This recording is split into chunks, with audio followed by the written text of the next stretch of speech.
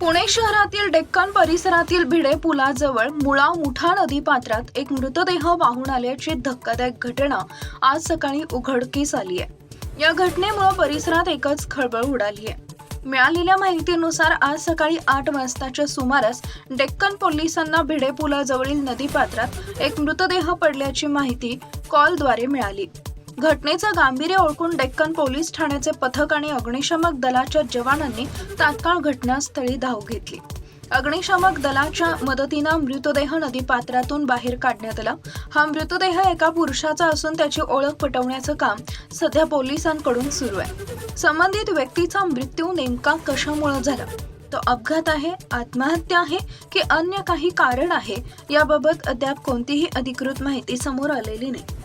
मृतदेह शवविच्छेदनासाठी पाठवण्यात येणार असून त्याच्या अहवालानंतर मृत्यूचं कारण स्पष्ट होण्याची शक्यता आहे। डेक्कन पोलीस परिसरातील सीसीटीव्ही फुटेज, स्थानिकांकडून माहिती आणि इतर तांत्रिक पुराव्यांच्या आधारे तपास करत आहेत।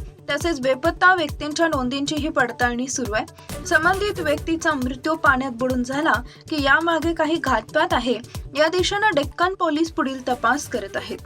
टाइम्स ऑफ महाराष्ट्रसाठी शिवानी लकडे यांचा रिपोर्ट, पुणे।